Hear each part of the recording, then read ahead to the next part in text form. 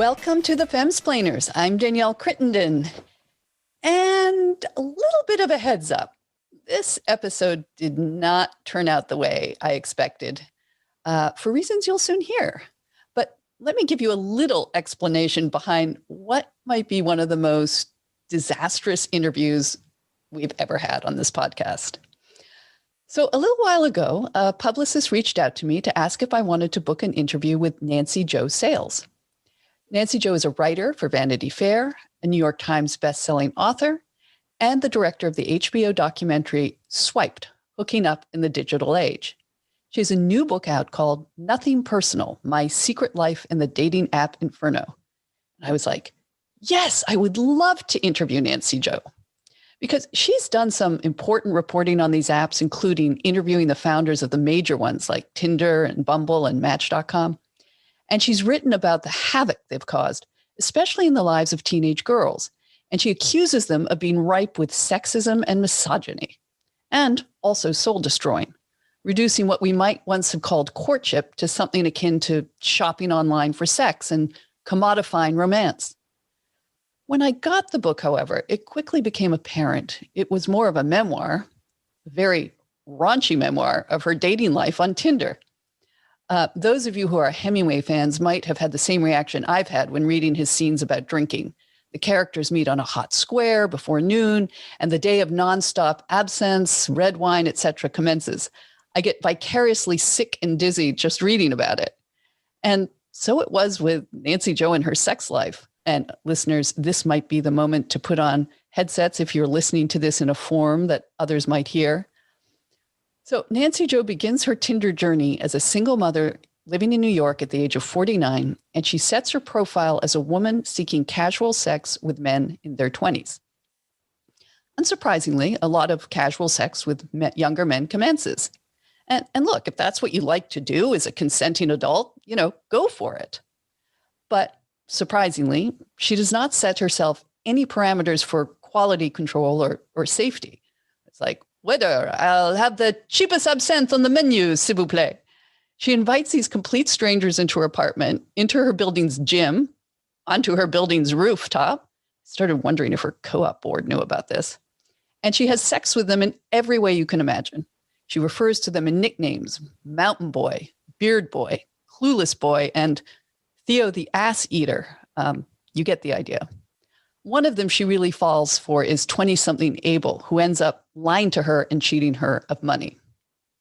Also surprisingly is how consistently puzzled Nancy Jo was that she was not finding love or true romance among these encounters, a factor she blames alternately on patriarchy, sexism, and misogyny. Just a side note, when she uses a man for sex or hopes to find a rich man to meet her bills, she views this as empowering. Anyway, so I thought, wow, this is the real inferno part of her book. Nancy Jo is not just writing about the general problems these dating apps are causing, but writing a deeply cautionary tale about her own dehumanizing experiences. Well, apparently I got that last part wrong, as you'll hear. But before I bring Nancy Jo on, I reached out to my eldest daughter, Miranda, who, as a 29-year-old single millennial living in New York, has had her own experiences using these apps. I hope they haven't been like Nancy Jo's, or they are. I don't want to know about them. But I did want to hear if they are as awful as Nancy Jo describes, boiling over with misogyny, etc. Miranda had some pretty amusing insights to offer, especially at the idea of looking for Prince Charming on Tinder. Anyway, but before I bring on Miranda, just a reminder that if you are enjoying these conversations, even these disastrous conversations, please consider supporting the podcast at patreon.com/femsplainers. We can only keep going because of our subscribers at Patreon. And remember, you get a bonus episode every month where you get to ask our guest questions. That didn't work out with Nancy Jo. And you'll also get our monthly newsletter. And at certain levels, you can get the podcast early and ad-free. So please consider supporting us. Patreon.com/femsplainers. Regular listeners have heard us talk many times about the federal civil rights law called Title IX, the one that seeks to prevent sexual discrimination in education. But now I want to introduce you to a different Title IX. This Title IX produces maybe the best pair of shorts you'll ever own. Now, my late stepfather had a favorite pair of shorts he'd worn since literally he'd fought in the Korean War. And we'd say, why don't you ever get a new pair of shorts? Like, seriously. But he just shrugged because he knew he'd never find another pair of shorts he'd like so much. Well, now that I've received my first pair of Title IX shorts, I can kind of see what he was thinking, because Title IX has produced quite literally the most perfect pair of women's shorts. It's called the clamber short, and it's definitely made for clambering and truly anything else you like to do in shorts. Tough, stretchy, comfortable, practical, cute. Clamber shorts are all of the above. Made out of super stretchy, abrasion-resistant fabric, they're basically indestructible. And thanks to a wide, comfy waistband and tons of pockets, I can wear them all day, no matter what I get into.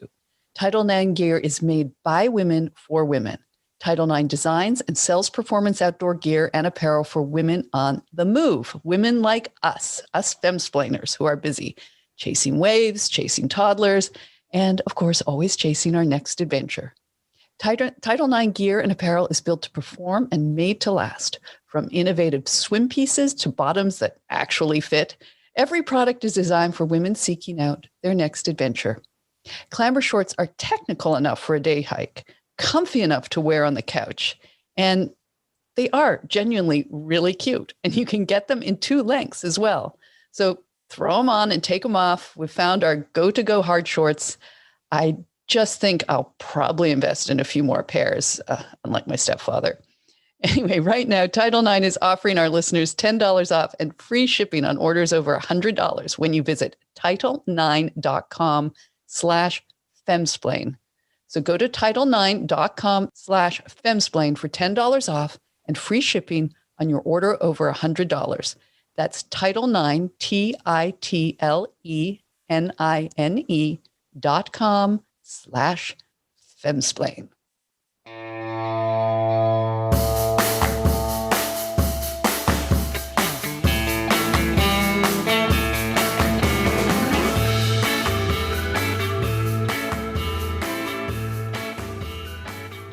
Miranda, welcome to the Mom-splainers, or maybe it's the Daughter-splainers. Hi, Mom. Hi, honey. So you and I, over the years, we've talked a lot about these dating apps, and I think you go hot and cold on them. And I think right now you're in a cold period where you told me recently you deleted the apps. Yeah. I feel like people just, you go through what you can tolerate. And my last date app involved a man spitting out his food onto the table in front of me. And I just thought, this is a low. This isn't bringing me joy. This is stressing me out. So I deleted them for a bit, but I think it's healthy to go back and forth. And But you blame the app for the fact that the guy spat in front of you? I guess loosely, because I had always been told, I don't really have a pattern when I use apps. There are people that you kind of just vibe with right away, and they'll be like, let's meet up tomorrow, and you say, sure. And then you figure it out as you go there. Then there are people that you can talk to for weeks and weeks, and then you might meet up with them after like a month. And this guy I had been talking to for a long time, and based on our conversations, he was an interesting guy, an empathetic guy who loved art and literature. And when I met him, he was like a frat boy that didn't know how anything worked, who spat up his food. So, like a pigeon or something, then regurgitating and then eating it again, or. I know this is a podcast, so I'm going to try explain this visual as best I can. He literally just, it's like a cat putting out a fur ball, but without the sound, just a in front of me. I saw the whole thing happen, and I'm never going to look at Brinzino the same way again. Well, okay, but again, I mean, the app didn't raise him, but you're saying what, that it's just in the end, it's kind of random, or people are not what they seem in the texts, or because I've been thinking about this. Like, I feel like instead of blaming it on other people, I think sometimes, and I think I do this, I think every person does this. I think when you read something, it's like why we have departments of literature devoted to different explanations of text. I think we look for what we want to see in the text, or it's easier to text someone over time and you don't have to respond right away. You can Google something without telling someone you Googled something and pretending that you know what it is. I think, we become who we think that we want the person, or who we think the person wants us to be. And I also think we interpret things based on also what we think we're looking for. And then when you meet in real life, it's like Cyrano de Bergerac. Like, it's so much harder to fake it in real life. Like, if you're an idiot or a freak or a jerk, that's going to become apparent in like the first 5 minutes. Whereas on like a text, you can conceal that better. Someone can say they like something. You can lie about it because no one can see your face and see that you're lying. It's easier to... not even to play games. Like, I do think that most people on apps are trying to get something. Like, even if that's a hookup, like, you want your hookup to be satisfying. Like, everyone is trying to get a satisfying experience. But I think it's just like, what made me delete my apps is I was just like, I'm talking to people I would never meet. And I don't think that's positive anymore. Like, I want to go out with people who are different from me, sure, but who know what I'm talking about, or know reference points, or, even having mutual friends kind of creates more of a civility in a way. Like, you can't be so badly behaved with each other because there's like a third party that knows you both. Well, I also like this idea of you can embellish obviously much more with texts, and of course your picture. I understand a lot of these pictures can be quite misleading when you see them IRL. But especially with older men. Yeah. I don't know what girls do. So like, if I come across as biased, it's because I'm not looking for chicks. But from my experience as a cis white woman, the profiles I've seen are usually cis men, and cis older men do not look like their photos. Well, you could argue that, back in my day, you had sort of flirtation rituals. I'm sure many which would be considered completely inappropriate now, but it was done face to face. But you would still try and put up, a kind of artifice, that you're trying to make yourself your best you, at least initially. I don't know. I like that, though. I don't think there's anything more thrilling than being picked up at a bar. I mean, that's not, or a lounge, or like a high-end place, or Miranda, a cocktail party. I don't know how that came out to your mother. Not like in a fucked up weird way, just like, a guy that you're looking at, he's looking at you, it's age appropriate, it's cute. He comes over and he just starts chatting you up. That's so much more. I mean, now, like, I re-downloaded an app and it's just so stressful. Like, I turned off the alerts because I thought, I'm not spending this much time on this thing. And I'm the type of person where if I get a phone alert, I have to answer it. I can't ignore it. And I will go on and there's like 6 people being like, asking you like stupid questions. And it's, it is draining. And I think that is something also, I think that's why people turn these apps on and off, is they are homework. Because it's like social media. It's like Twitter. If you just obsessively are on any platform for any amount of time, I start to feel queasy. I mean, I have to. Yeah, but you also have people just like asking you like mundane things. Like, it's like they're so reaching. I mean, it's like, I don't want to sound mean because that's, what you're supposed to be doing is connecting, but it is so hard to be like matched via an algorithm with a person you don't know, and you don't know what you have in common. You can kind of glean something like on Hinge. They have prompts or from people's photos. But it's just like people are really grasping at strings until something lands. And then, but it's like, I can't tell you how many times people have been like, so tell me about your furry friend. And it's like, this is Ringo. He's 3. No, he's not adopted. You're talking about a dog. Be clear, we're talking about a dog. You're not into furries. No, it's just like it becomes homework, and it'll be like my least favorite question too on an app. I'm trying to ask more interesting questions, but my least favorite question is, so what's new? And you're like, we've never met before. Literally everything in my life is new to you. Is it at least followed by pussycat? No, that would have been funny. No, it's not. Yes, next time somebody says what's new, you should just reply pussycat query. That's funny. Can we talk a little bit? I know you have to be careful about, you were on one of these very, very, very exclusive apps. Oh yeah. Celebrities and bazillionaires go on, and you were telling me about this. I mean, as your mother, I get very excited, but I think you may have had the worst experience of all on this app. Is that fair?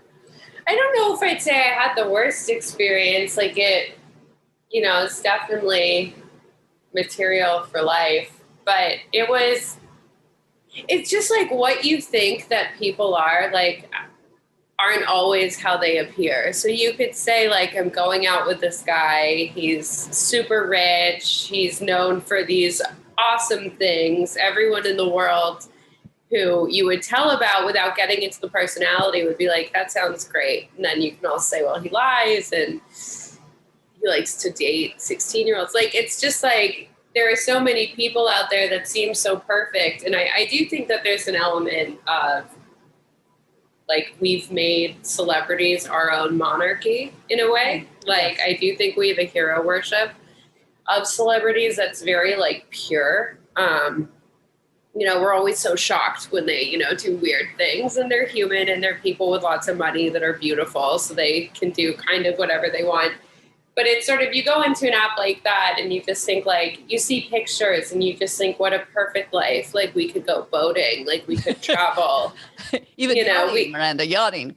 Yeah, yachting, traveling on private planes, every amazing restaurant that's impossible to get into. And even with just one of those things, like, if the person sucks, they suck. End of story. If the person is disrespectful, it's not going to make your dinner taste better. It's not going to make your trip more fun.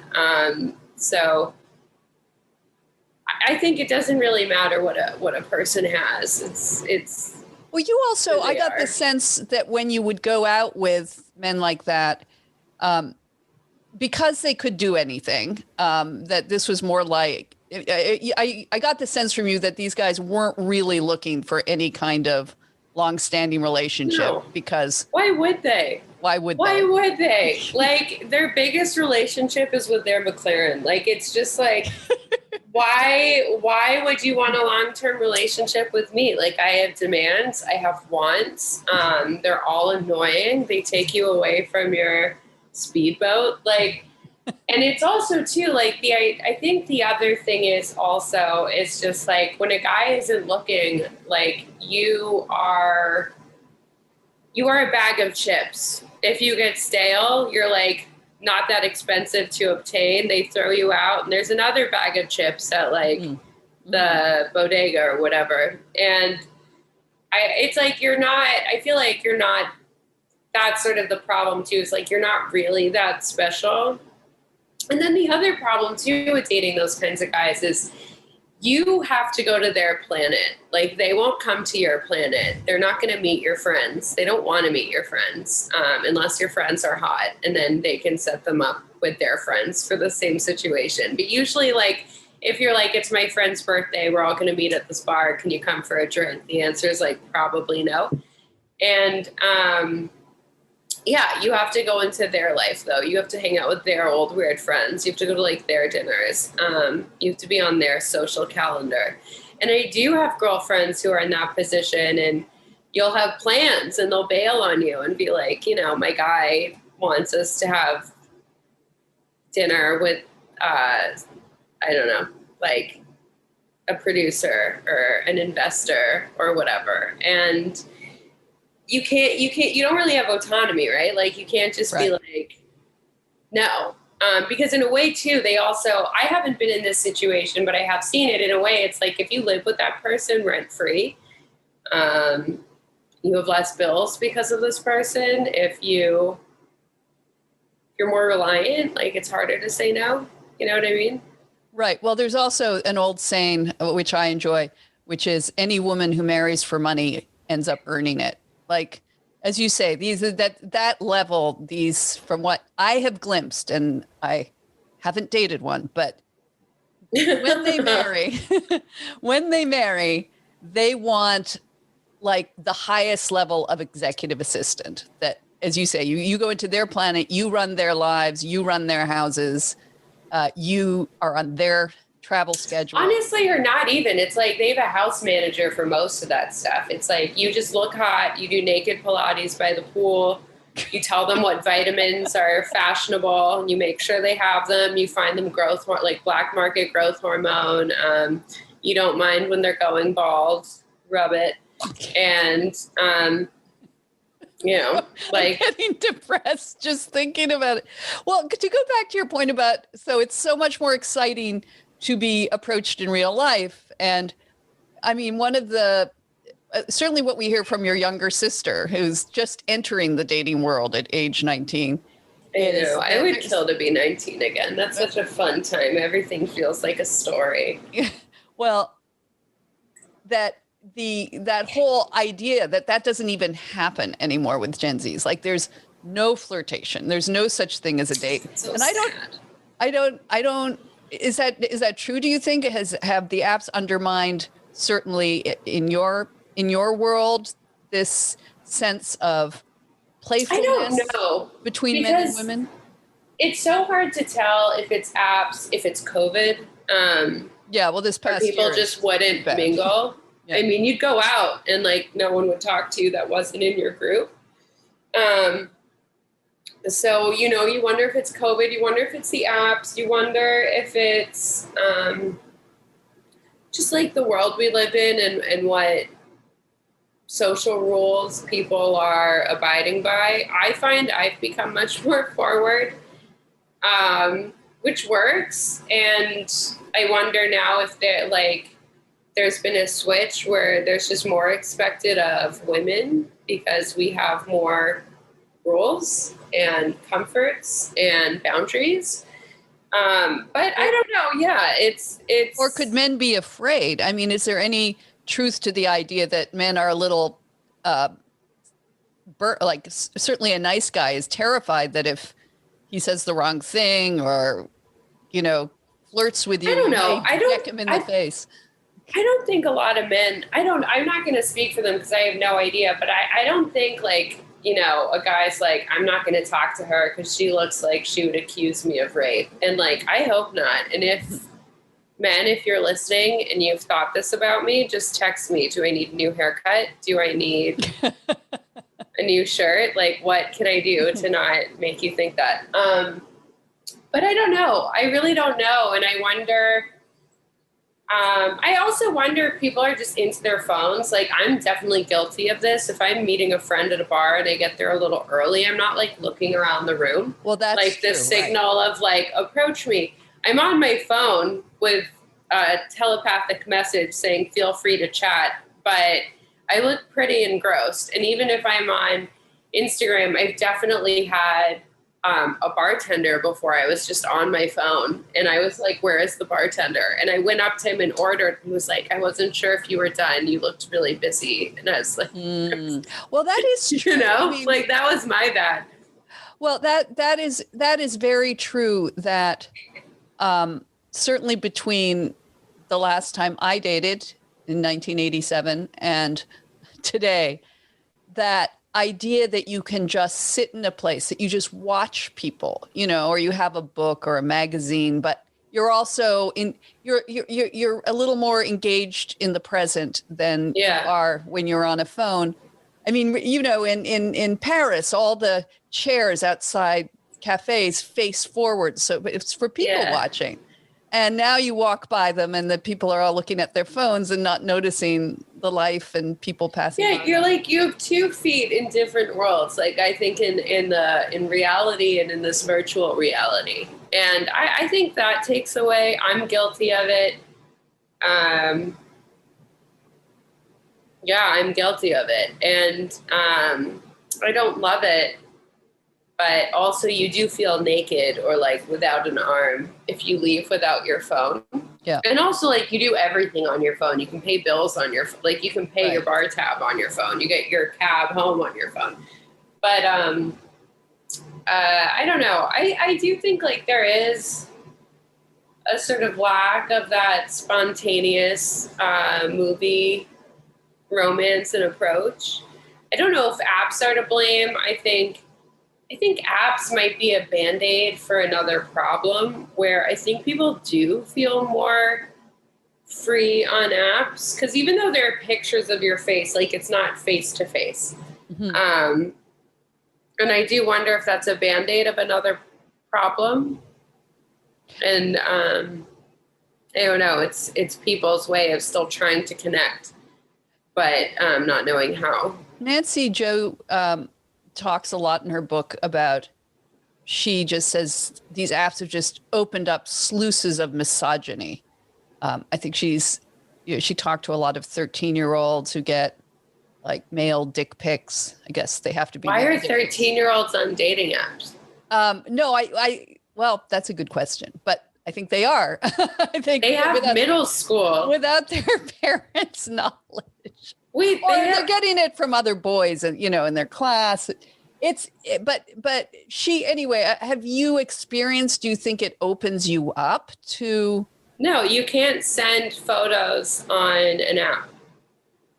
Yeah. But did you can't send photos. You get men saying really gross, offensive things to you a lot. I mean, I'm sure it obviously happens now and then, but. Honestly, not really at all recently. I wonder if COVID had something to do with that, where people are just really isolated and you're just like, any conversation is good conversation. Like, I just want to connect. But I haven't had that in a really long time. And I don't feel like men are misogynistic. Like, maybe men will be men and they'll have horrible opinions about women, but let me tell you, me and my girlfriends have conversations about them too. Like, you know, you don't leave a conversation with a man and they're like, maybe that girl was an uptight bitch, and you're like, you know, I'm definitely calling my girlfriends and being like, that guy was a fucking psycho. Like, are you kidding me? Yeah. So I think it's just like, I don't think it's like loading a sexism machine. I just think, in a way, it's dating. Dating involves gossip. And it also may have you talk about that stuff to your friends. Like, you just do. It may also have something to do with the fact that she set her settings to casual sex on Tinder. And then First of all, the casual sex doesn't bother me, but people who use Tinder make me sad. It's like Tinder is like the Craigslist, like, missed connections page of a dating page. Like, if you're on Tinder, like, you don't even care, pardon the language, who you fuck. Like, it's like, I downloaded Tinder for 15 minutes.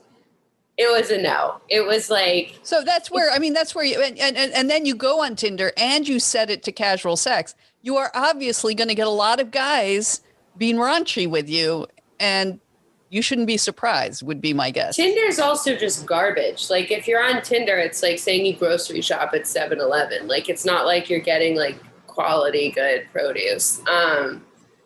Like, if someone says they're on Tinder, I'm like, I actually have said this to a cousin. I've said this to a friend, and I'm like, we need to talk about what you're doing, because it's not healthy and it's not a good app. Like, it was the first app, but it's like someone who still really relies on Facebook, and you're like, what are you doing? Like, I need to intervene. This is not good. And I'd say there are better apps, but honestly, if someone at this stage is still on Tinder, yeah, you may you know, I guess not this be is getting a fair view of the world of dating apps.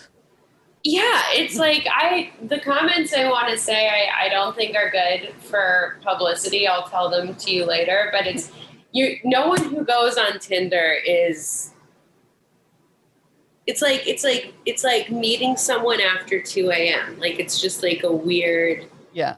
And then well, it's a weird place. As it then becomes revealed in her book, and then she's surprised she doesn't have meaningful relationships. Yeah, like you can just go on other apps and not mark that you're just down to hook up, which you can be, and that's just have fine. a better if that's what you want to do. better algorithm of selection. I don't know. I found like all the people that I had likes from on Tinder were like 19-year-olds, and I was like 26, and younger men have never been my thing, but they were especially. Like a 19-year-old to me just looks like a little boy. Like they look like children. They don't look like young studs. You know what I mean? They look like little babies. The thought of what Nancy Jo was doing with 25 to 29-year-olds, aside from the fact that I have a son that age, but even if I didn't, if your father were to suddenly leave me, Miranda, and you found out I was going on Tinder, trying to attract 26 to 29-year-olds, I think you would have an intervention for sure. But it would also be like, wouldn't that be like, yeah, I've never dated that age range. A golden retriever, above 24, a golden retriever puppy, like. That's to me like, why would you do that? That's yeah, get ready to not make your restaurant reservations because of Call of Duty. Have fun with that. It's also too though, I feel like when I see these guys, like I feel like everyone, I don't know if that's my age, but I feel like people that are, I don't know, this might be psychotic, but I feel like people that are 30 to me look like they're in their late 20s. And I feel like people in their mid-early 20s look like babies. Like, I just think they look like small children. And I mean, they also all dress the same. Like, I just feel like there's elements of young or older teenagehood that have continued on with the younger generation. Like, you see a group of 22-year-old girls on the street, like on, Broadway, and they're all in the same outfit. You're like, okay, when me and my friends were 22, we started to find our own styles. So I just feel like anyone who's in that age range, I'm just like, you are all the same. You are all children. You're all really self-conscious. You're still growing. You're still figuring yourselves out. Like, I'm 29, and to date a 25-year-old wouldn't be the weirdest thing in the world, but it does feel like cradle robbing. And also, like, what am I going to get out of this? I don't think 25-year-olds know how to have sex that well either. Well, or frankly, just moving on. Sorry, but I don't. It's like no. That's what that was. I was trying to. I want to have sex with a hot 19-year-old, and it's like no. It's like a Labrador puppy. That was I was being subtle, Miranda. That was my subtlety. I wasn't bringing animals into this. Slobbery. But also one of the points you have made, and I mean, I've seen it, is that men do genuinely seem to be maturing later than they were. When I was working, back in the day, I was working in a newspaper, and I was like 20, 21, and the people were 28. I thought, oh my God, they're middle-aged. Like, they seem so old. I thought that too. Well, maybe that's universal, but there is now a sense of a 25 to 30-year-old man, for various cultural reasons that we could go on about forever, but still do not have that urgency, that motivation to, pick their future wife, to settle down. And I think much later, it seems. I think to say yes and to what you're saying, I think like to a person, to a cougar who wants a younger man, I think 33, because they have an apartment, they shouldn't have roommates. They might if they're losers, but they usually don't have roommates. But they're still fun. Like they'll still like be like, let's go to a bar. Like, let's go out. Let's have a time. They're still able to be like, I can wake up and feel like shit, but still go to work. Like it's not the same thing. And I think 33-year-olds are what cougar women want 25-year-olds to be. But like a 25-year-old is like on TikTok. Like he says the word clout. He says the word what? Clout. What is, in what context? I have not heard. Oh, like he wants clout, like internet clout or like TikTok clout. Not intellectual clout. That's what I. Oh, you on your resume? You want clout. You want sneaker clout. No, it's like a 25-year-old boy. It's like, honestly, I feel like at this point, dating a 15-year-old boy, it's like red flag. Yeah. No, I'm calling the police. They won't do anything because it's technically legal, but like gross. No. Okay, so last question. What would you give your younger sister as she embarks into this crazy world of dating and apps? What advice would you give her? Oh man, I've given her real advice that I won't tell you, but I would just say, like, number one, respect yourself. Number two, have a good time. Like, enjoy yourself. Like, it's not fun. You know, sometimes it's not super fun to date with purpose. And I would just say, get lost. Like, have that extra drink. You don't have real responsibilities right now. Have that extra drink. Talk to that guy a minute longer. Don't be so nervous. Don't be so self-conscious. Just enjoy yourself. And the other thing, too, that people forget when they're 18 or 19, you could possibly be part of someone's permanent memory. Like the guy that I dated when I was 18, I am still friends with him. I will always know his name. I could have dementia and like I would know this guy's name. But and vice versa. Like it's just like your youth at that age, it's very true, right? It's kind of Proustian that and then like after 21 or whatever, it gets all kind of blurry and adult. Do I remember who I dated at 25? No. Like, who cares? But when funny. You're 18, 19, 20, 21, right? You know, all those, and everything is so new. Like you just, all of those things really like, well, it's sad when you read memory. Just how depressed this generation and puzzled and suicidal and not having fun with sex. Yeah, guys, get over it. You know, come on, you Gen Zers, stop whining. It's life. You have one. There's no dress rehearsal. Have a good time. But I would just say, like, remember, and I mean, I'm worried B would take this heavily, but I would say, like, I feel like those ages are like a movie. They are. Like, everything you do feels cinematic.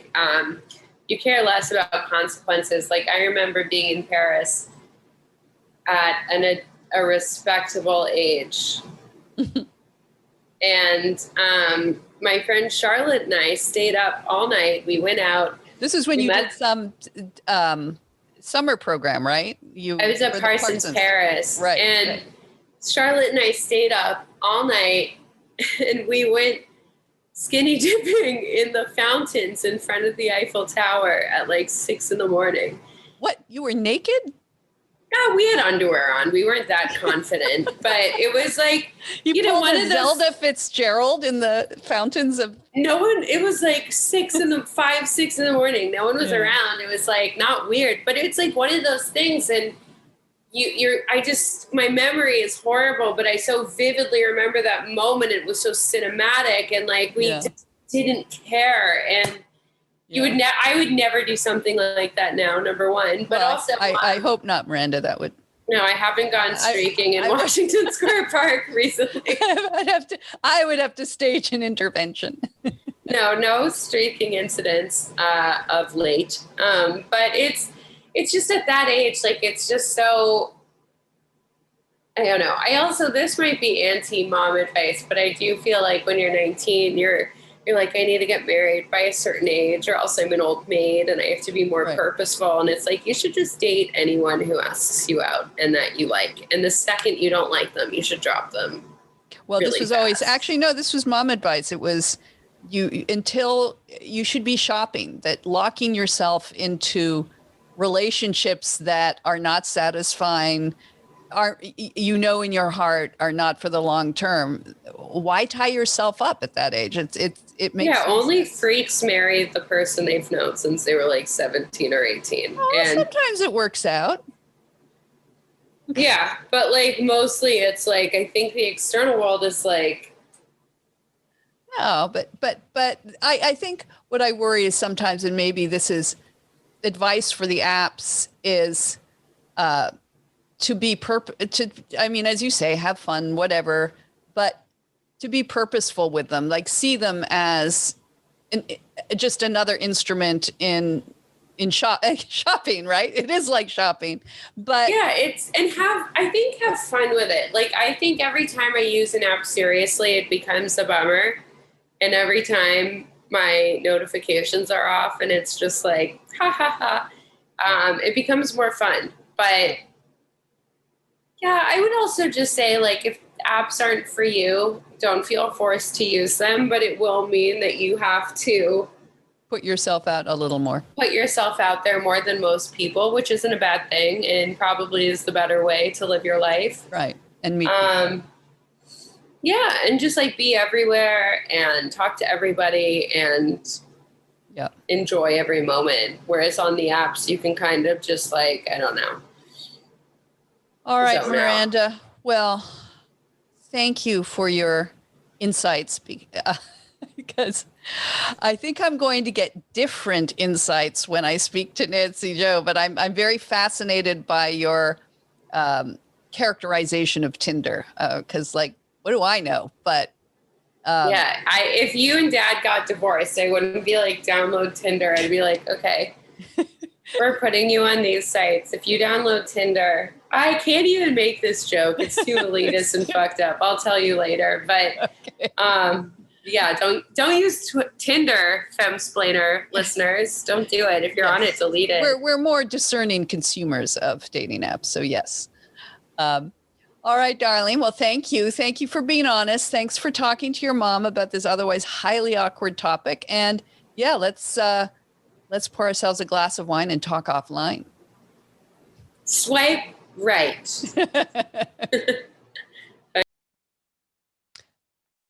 So now let's go to Nancy Jo Sales. She is, again, the Vanity Fair writer who has just written a book called Nothing Personal: My Secret Life in the Dating App Inferno. By now, you've probably heard me talk about Prose, the world's most personalized hair care. Well, I want to share a few updates since using the custom formulas Prose sent me. First up, my hair has never looked better: silky, strong, not faded or brittle. And for times when my hair tends to get dry, like when it's cold outside, I love its leave-in conditioner. I use it before blow drying, and it guarantees I won't have the frizzy split end look when I'm done styling. And that's maybe my overall favorite thing about Prose products. They've been formulated uniquely for me and the climate I live in, down to the zip code. And now that summer is coming along, I can ask Prose to change up the formula to deal with humidity. Because Prose knows there is more to you than just your hair type.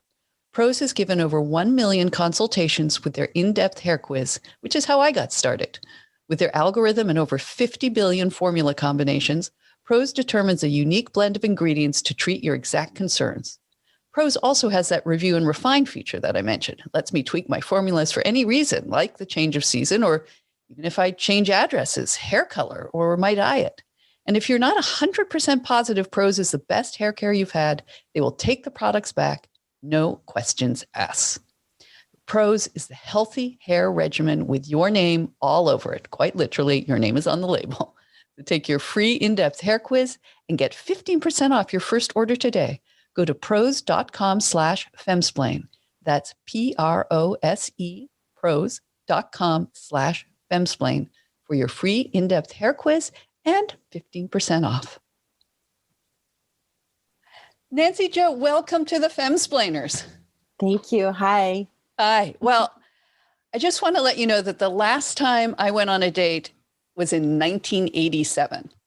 And I've learned from your book that things are a little different now. So, yeah. So be my Virgil, guide me through this inferno that you've described. Okay, well, I think I was probably the first person that I know of anyway to report on how momentous a change this really is. I interviewed for a story that I did for Vanity Fair, where I work all the time for 20 something years. I did a story on dating apps very early on. And because I was already using them, that's not what this piece was about. It was just, I was so stunned by how different it really was. And I was like, I wonder what this is doing to us or what this means to us, like in terms of history.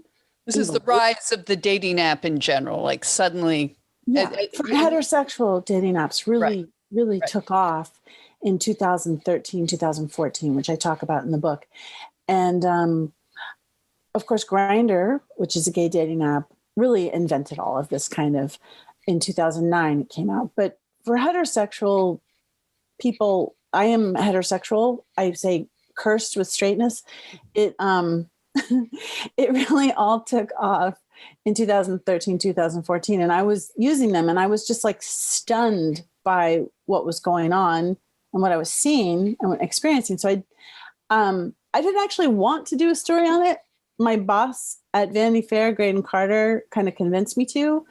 And I agreed. And so I interviewed, and this is where the part where about this historical thing, I interviewed the research director of the Kinsey Institute. Now, you know, the Kinsey Institute for Sex, and I don't remember the exact full name, Sex and Reproductive Studies or something like that. Kinsey, very famous, you know, the sex researchers that started in the 50s, I think, started Kinsey. And his name is Justin Garcia. And he said to me in this piece something that, you know, I tell people, and to this day, I mean, I think I was the first person to really say it in a piece via him, but I tell it to people, and it's still very hard to put your mind around because we're all kind of like the frog in the pot that's getting hotter and hotter, and we don't really realize it because we're living through a very historical moment. He said that this is the biggest shift in mating, what scientists call mating, we would call courtship, dating. It's the biggest shift in mating since the agricultural revolution. Right. And this is via and that was, you know, 10, 15,000 years ago. So this is major. The internet, dating apps, the way that people meet online has created this massive shift in this very, very central part of human life. Right. One of the things I kept thinking reading your book is I remember when Facebook started and we were all like, oh, this is so nice. Oh, I haven't heard from you in 30 years. It's nice to reconnect. And you shared things and you did your friend groups. And then it all became sinister and, you know, bot driven and misinformation and sort of mean Twitter cultures started to come into it. And apps, I think when they first appeared were a little bit like this, except maybe somewhat differently from Facebook. You write about how they were designed to be addictive. Well, so is Facebook. Yeah, I guess so. But yeah. This is, I find it more sinister. Insidious. It is. You said you thought that the goal of the apps is not to have a relationship, but a relationship with the app itself. And you quoted a French philosopher and said, when you invent the ship, you also invent the shipwreck. And they made it easier to be in touch. Smartphones made it easier to be in touch and yet more difficult to connect. So you interviewed like the founder of Tinder, the founder of many of these apps, and tell us that they basically said that to you. They pretended that they were interested in romance, but it really was designed to be an addictive way of interacting with other people, with the opposites, or with finding dates. Yes. And sure, all of this social media is designed to be addictive. Sean Parker, who is the former president of Facebook, said in an interview in 2017, like, I don't really know even what this is doing to children's brains. You know, he said it in this kind of offhanded way. And of course, that hits home for me too, because I also wrote a book about what it is doing to children and teenagers called American Girls, Social Media and the Secret Lives of Teenagers. I was sort of ahead of the curve. I think I know I was ahead of the curve because I got called a Luddite and I got accused of raising a moral panic and all this kind of stuff. And, oh, it's not that bad.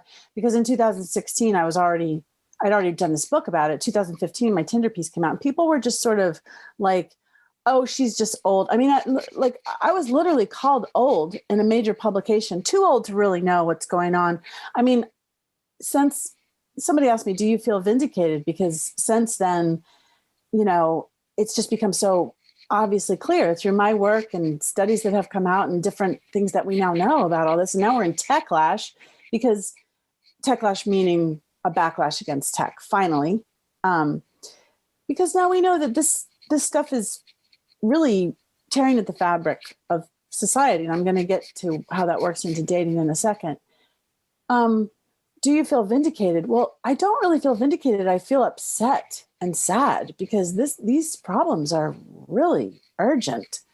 And when it comes to dating apps, it's upending, you know, the lives of so many people, particularly women, people of color, people in the LGBTQ community tend to suffer more harms on these apps, more harassment.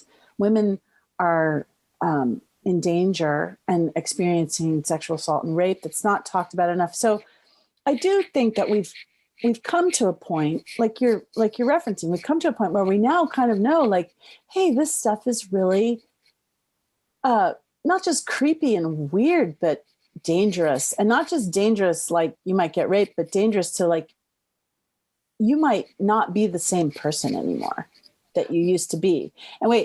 And so I don't feel vindicated because I feel like these things are so urgent to talk about. And while I do feel that has happened when it comes to, like, Facebook, Google, the big four, Amazon, Apple, you know, we're talking about all that, dating apps still are not part of that important conversation that we need to have. I'm virtually the only person who consistently writes about this or talks about this. I did a film. There's a poster.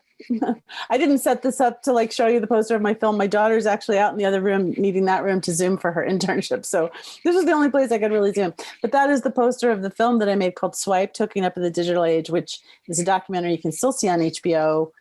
And it's on Amazon too, but I don't get any money for that. You have to pay a few bucks, but if you don't have HBO. But after I did the documentary, I still felt like this isn't sinking in. And I was getting so many emails and so many DMs from young women in particular saying, I watched your documentary. This is exactly what's happening to me. And I have so many young women friends that I interview and sources.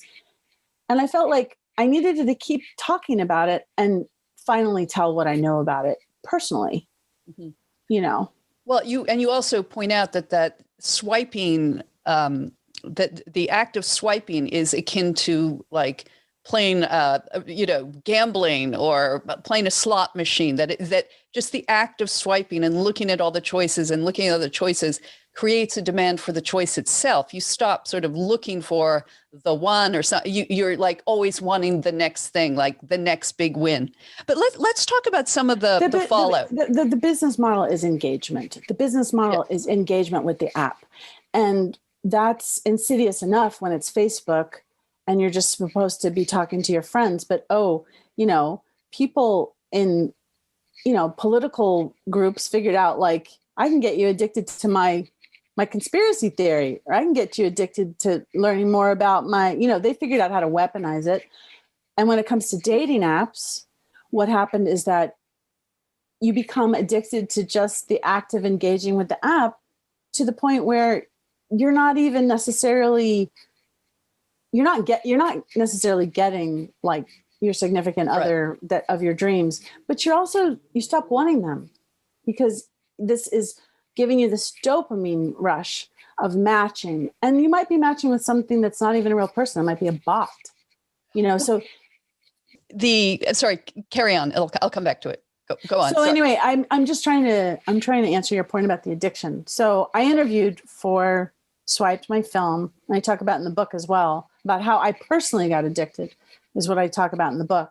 But for my film, I interviewed and I, report on that in the book, Jonathan Badeen, who's one of the founders of Tinder, which is one of the biggest apps out there. Probably people know. And Jonathan Badeen invented the swipe. And in past articles, he had talked about, he invented it through, rubbing the fog off on a mirror and seeing himself in the mirror. That might be true. Maybe that happened. But I interviewed a social scientist at NYU named Adam Alter, who wrote a great book called Irresistible about addiction. Yeah. And he said, well, maybe, but this really looks like the variable ratio schedule to me. What's that? The variable ratio schedule? What are you talking about? It's behavioral science. And I'll explain it in a second. So I asked Jonathan Badeen, does this have anything to do with that? And he said quite plainly, oh, yes, that was the model. I learned about that in college. And, he's a tech engineer who invented the swipe, but he's like, yeah, that's right. If you have infrequent rewards as opposed to expected rewards for something, it causes you to keep going. It's like gambling. It's like gambling or a slot machine. This in the 1970s, this controversial psychologist named B.F. Skinner did an infamous experiment with white pigeons. Yeah, I love this part. Yeah, I was going to ask you about the pigeon experiment. Yes. Yeah. I mean, when I was doing the film and I watched the footage of this experiment, which is in my film, I'm here to talk about the book, not the film, but they're kind of related. I was like, oh my God, that's Tinder. That's pigeons doing essentially pigeon Tinder, which is that they're taught to peck. And when they peck, they get a little piece, like a little reward, a little piece of food. And when they know they're going to peck and get the food, they get bored. But when they peck, and they don't know when they're going to get the food, they get excited about just pecking and seeing when they're going to get the food. These are pigeons with brains this small. and then they just start pecking even when they don't get food, just to play the game. Right. And that's exactly, yeah. And also, let alone the data selling that is going on from about the most intimate things about people. It's not even like, you go shopping for a pair of shoes and suddenly you're tracked by all these shoe ads. This is incredibly intimate data that they are selling, that these app companies are selling and sharing. Yeah. And we've all sort of gotten used to this idea that like, oh yeah, they're selling our data. Well, we shouldn't get used to it on any platform. It's not right. It's value and labor that they're essentially taking from us without our consent, without our explicit consent, and sometimes without our knowledge. But it's particularly, I think, really troubling when it comes to dating apps because it is so personal. And they, most dating apps lied or didn't tell quite the truth about data collection until last year. They had to admit it.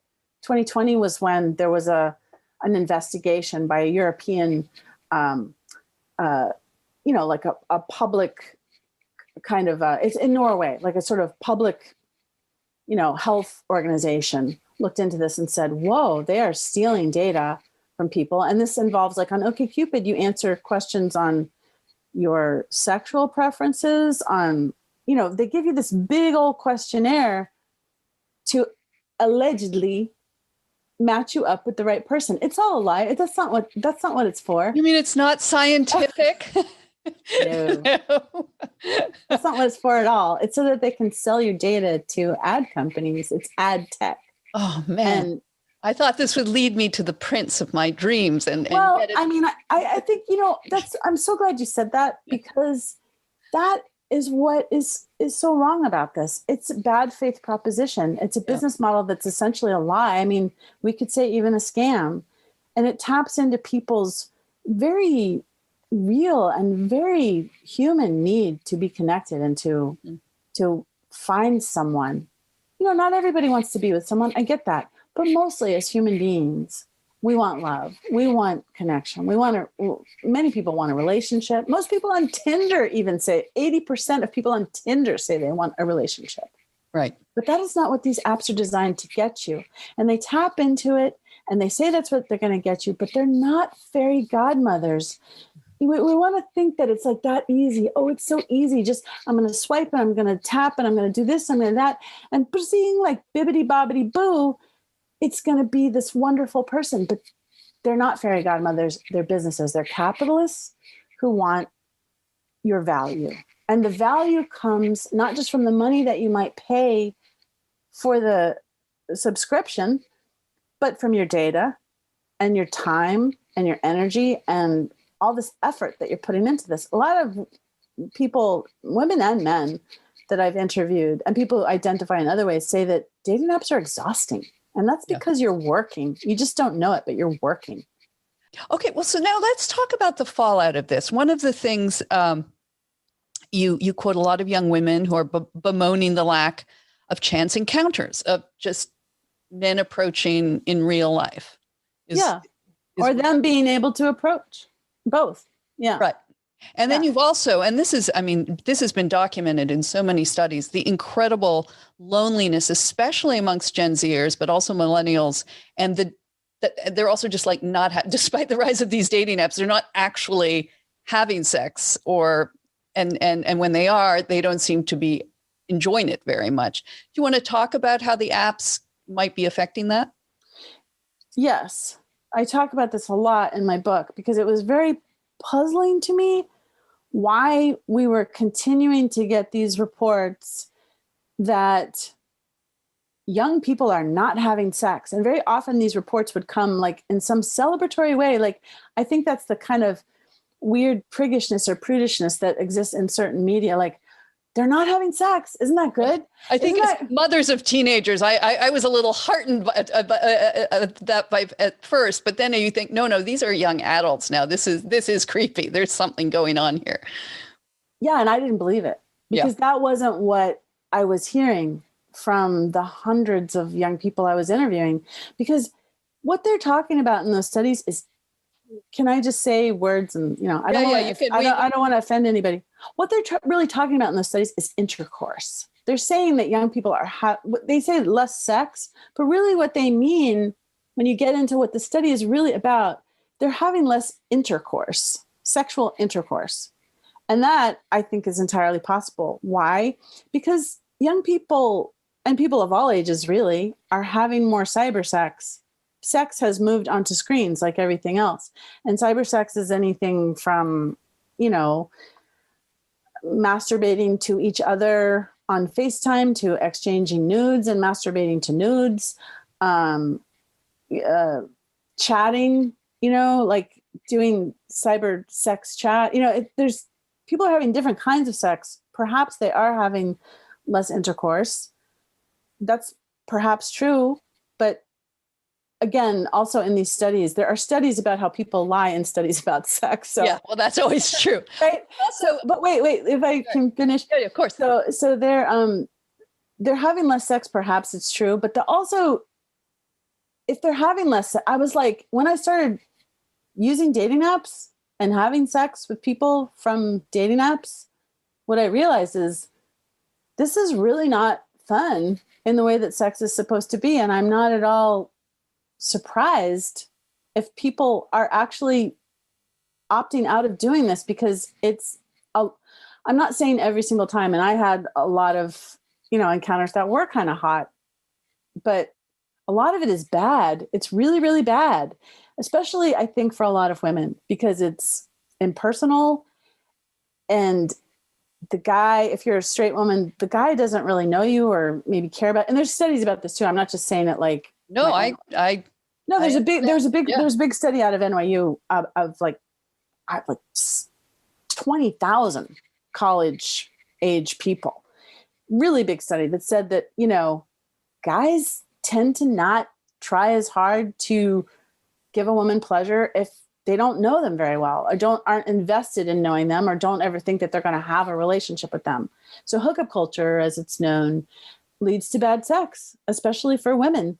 And I don't think it's that great for guys either. And again, I'm not excluding anybody in this book. I talk also about the experience of gay men and women and people in the LGBTQ community, and how these apps are challenging to their experiences as well. But because it is a memoir and it is so focused on my experience as a straight woman and also on the misogyny, really my main problem here is how this is exacerbating an already existing misogyny in our world, which I think it does. And so if you're going to be on an app where I'm just speaking as like a young woman or woman my age, being on an app where a guy's going to ask you for nudes, want to masturbate to your nudes. If you do hook up, it's going to be bad. He's going to not really be that interested in you having such a good time. Why would you do it? Like, it becomes not so exciting. It's not fun. Right. Well, I just want to make sure that it's clear that I'm never saying this is like across the board for every person, but these are the general trends I'm describing. Right.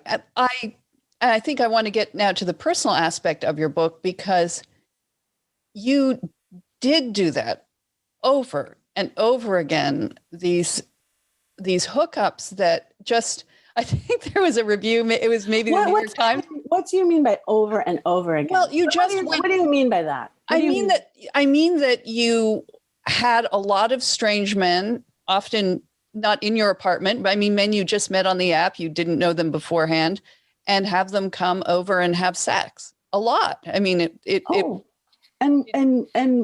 so what you've just said to me is that over and over again, you had a lot of strange men just come over to your apartment and just have sex. Yeah. I mean, I think that is not the way that I frame it in the book at all. Well, you just talked about the coursing effect, that it wasn't fun. And you wrote about how it was exhausting and boring for you a lot of the time. And isn't that what you were just describing? I wonder if you can hear how that framing of it sounds to me. Well, I think one of the reviewers said, which reviewer are you talking about? The New York Times. Okay. She said, "Oh my God, this is like a horror show. Nancy, don't do it. Nancy, don't pick up the phone. Nancy, don't text him back." And as the reader's going through this, I mean, these were all very young, men in their 23 to 29, and the reader has a sense of, this isn't going to work out how the author thinks it's going to work out, or is describing it going to work out. Oh, is that what you thought? Well, that I was clueless and I really didn't know. No, but you did have a lot of relationships that you described as being very disheartening and disappointing. And do you think, from what you read in my book, that my experience is isolated to myself? No, that's what I'm picking up for what you said before, is this relentless choice, these, when you have lots of experiences where it's not satisfying. So you told me before this interview started that the last time that you went on a date was 1987. Yeah, I said that at the beginning of the interview. Yes. Oh, okay, right. Okay. So you said that, I didn't know when you pressed record.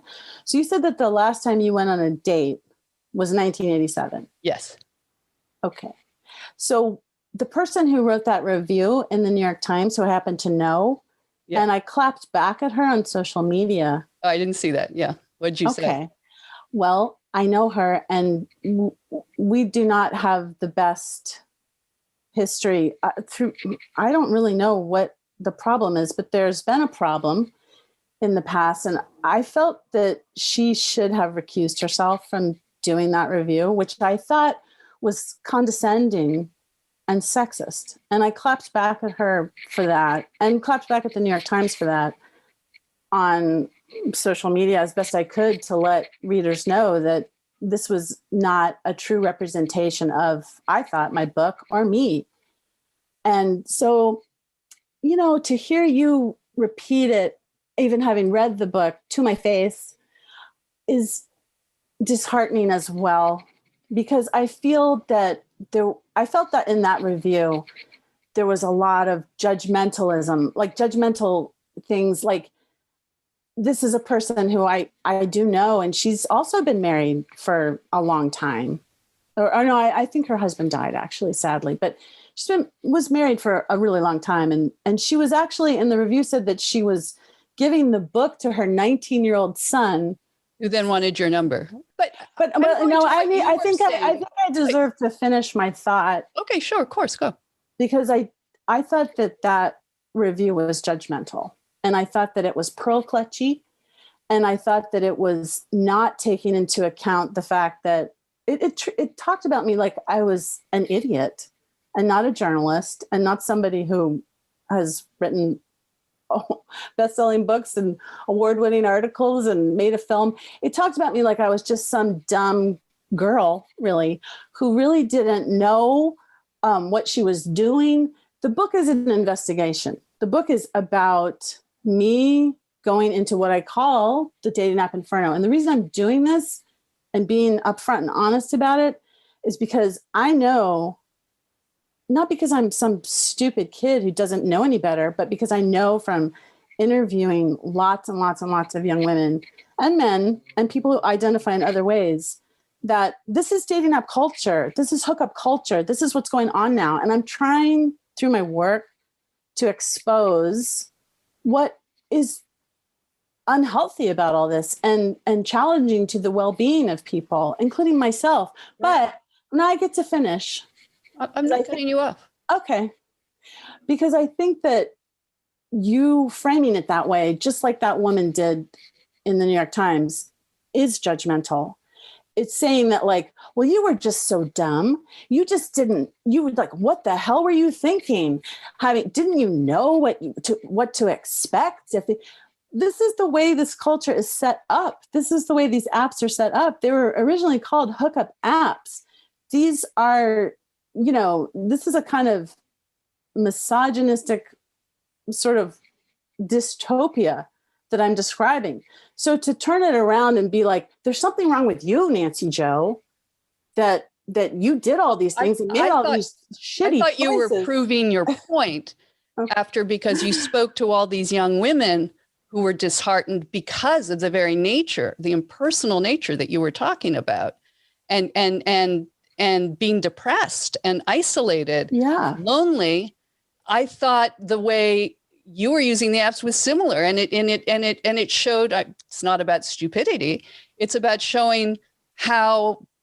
I mean, a lot of your book was very poignant. It was very upsetting because you were upset, and you were upset. This is the culture. I'm upset for young people and older people too. I mean, there's a woman in the book who I call Constance in the book, who's my friend, who's 60. And I open the book with a scene with her because there's a lot of women out there, you're in a marriage that's lasting.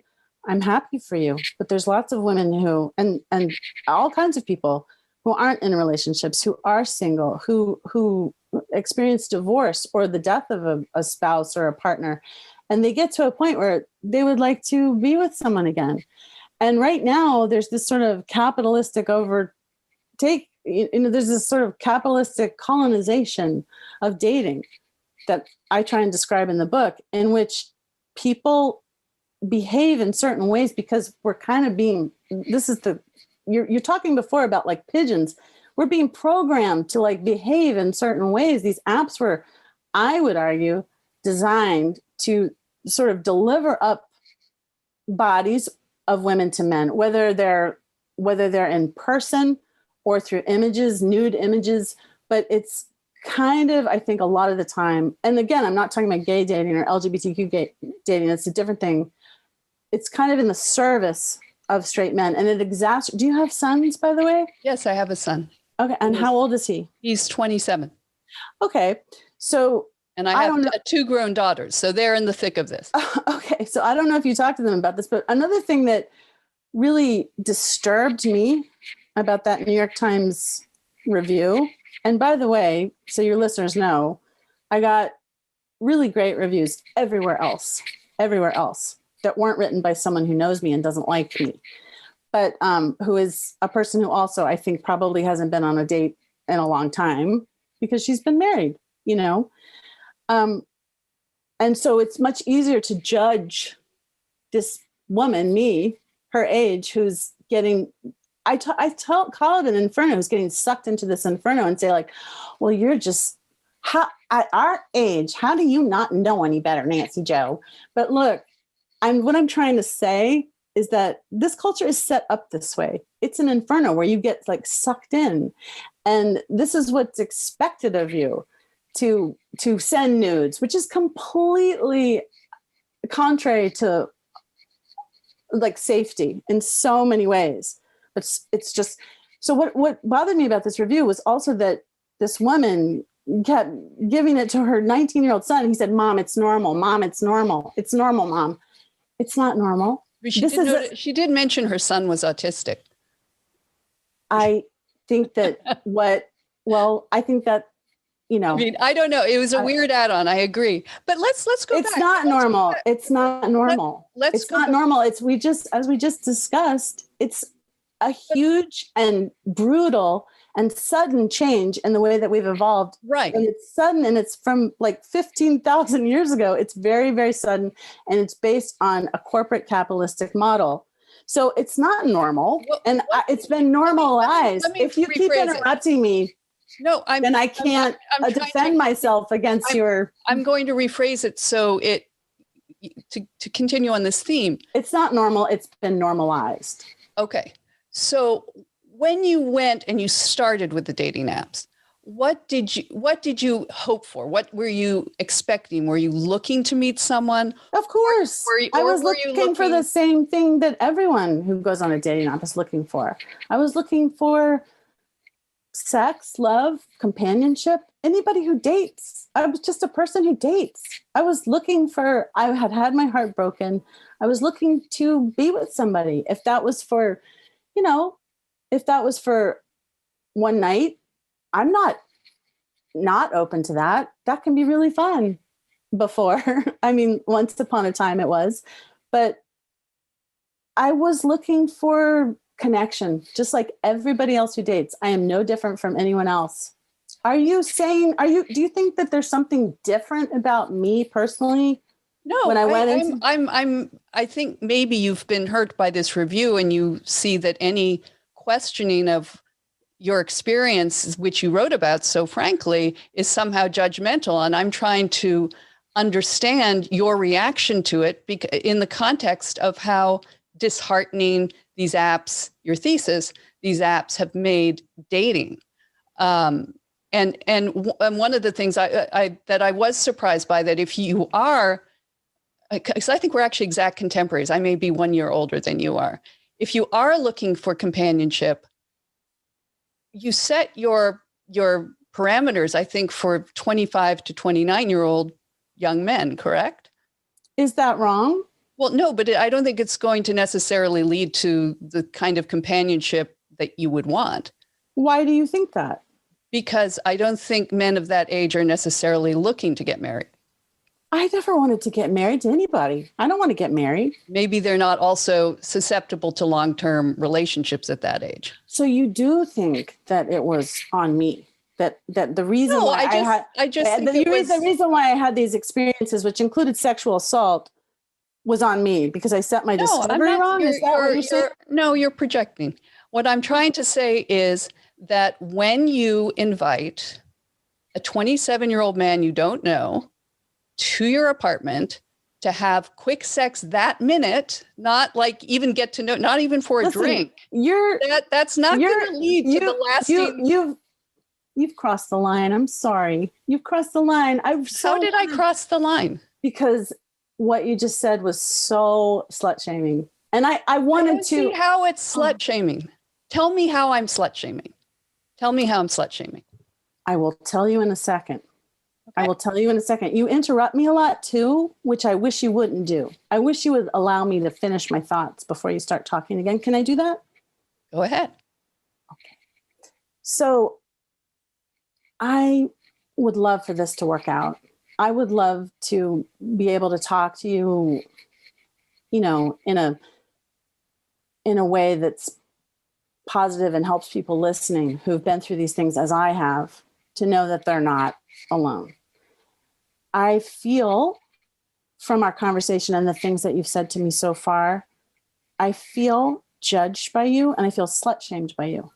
And these are things that I have a right to feel based on what you've said. And you, I think, are in the position as the interviewer to want to know why I feel that way, not to argue that I shouldn't. But I didn't. I asked you, why do you feel that way? Okay. Maybe you would learn something more, not just about me, but about this culture, about what young women, young people are going through. If you would listen to what I have to say, and also to listen to what I have to say about what you said, and not be defensive and not think that, you know, I'm just overreacting to a bad review or something. And once again, that person knew me and we have a weird history. It's something so petty, it's not even worth talking about. But people who know you and had little disputes over time with you should not be writing reviews of your book. So can I tell you what I think is slut shaming about what you said? Go ahead. And what I think that I'm pretty sure a lot of my friends and young women friends would think is slut shaming about what you said. What I believe you said was, what were you thinking? You set your discovery at men in their 20s and you're old. And so, well, you're my age, so I called myself old too. Okay. I'm 58. Actually. Okay, so you're saying that I'm old, so I'm not. No, I'm just saying it's a big disparity. Okay. For male or female. Oh, and what is, okay, so here's my questions going through my mind when you say these things to me. So, I mean, so what is wrong with that? I mean, I don't really get what's wrong with that to you. But, and what were you thinking? Because when you had these young men come over to your house and you just had them come over to have quickie sex. Well, I don't know where in my book you got that's your projection, because there was incident after incident. It's not my projection. It's incident after incident. Where are my pearls? Where are my pearls? What I'm arguing with, oh my God, incident after incident. What I'm objecting to here is that you say that I was asking them over to my house just to fuck. Is that what you're saying? That's what you write about, and you say that. You say that over and over. Find me the passage in the book. I would just open the whole book. I mean, it's absolutely not true. You had and then you would meet them. It's your. Oh my God! I met them in my gym. Oh my God, Nancy Jo, what were you thinking? No, you are twisting my words. I am genuinely. You are twisting my words. There's not a passage in the book, and I'll get your email. I'd like you to. I would be delighted. I will do that. And you classified guys by the way they fuck, like you had nicknames for them. Listen. So I'm just saying that it was a kind of. Listen, I'd like to tell, if you're going to publish this review if you're going to publish this interview, I'd like to tell your listeners, I'd like to tell your listeners that this person who's interviewing me is not someone who seems to be able to understand my book, nor has she read it. She's not a good reader of my book. And I feel uncomfortable. I feel slut shamed. And I don't think you got my book or why I wrote it. And I do really thank you and appreciate you having me come on your podcast. But this is going to be over now because you have insulted me. You've offended me. You've been really kind of ugly to me. And I think it's so sad because you are supposed to be so interested in modern culture. And yet you're like pinning all of this on like the stupidity of this old slut is basically what you're saying to me. And you're not letting me, and I hate to talk about myself this way, but I have to tell your viewers, Yale and Columbia educated, best-selling, award-winning journalist and author, also a documentary filmmaker, you're not talking to me with the respect that I deserve. So this interview is over. Okay, I'm sorry you feel that way.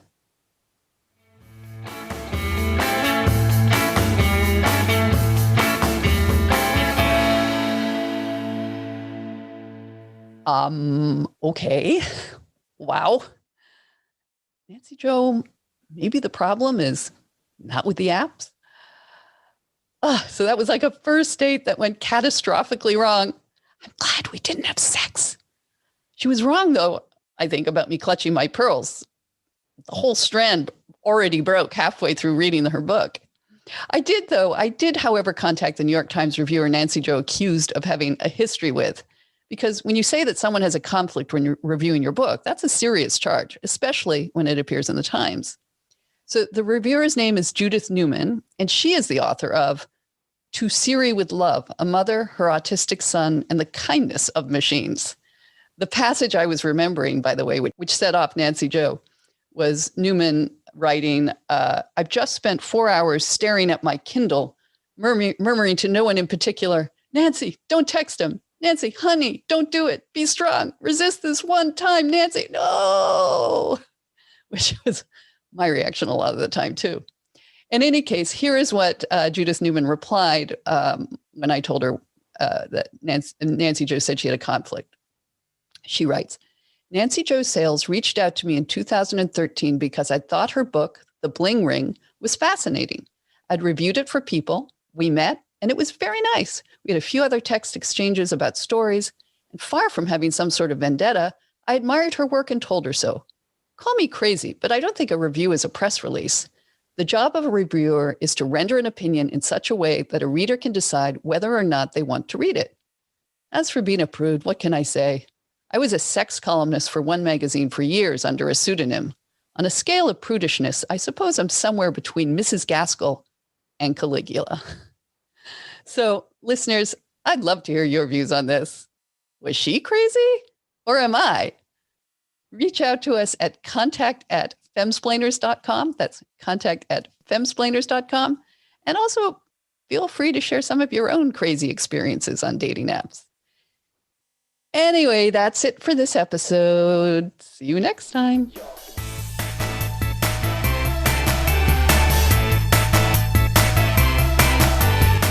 The Femsplainers is a weekly podcast carried on the Ricochet Network and available pretty much on every podcast platform. Follow us on Twitter, Instagram, and Facebook, and watch video of our interviews on YouTube. You'll find links to everything, plus how to contact us directly at femsplainers.com. We survive and depend on your support. Like the show? Consider donating as little as $1 a month at patreon.com/femsplainers. And get our exclusive monthly bonus episode, Last Call, in which you get to join the conversation with our guests. And there's much more. And a big shout out of thanks to our audio and video editor, Nat Frum.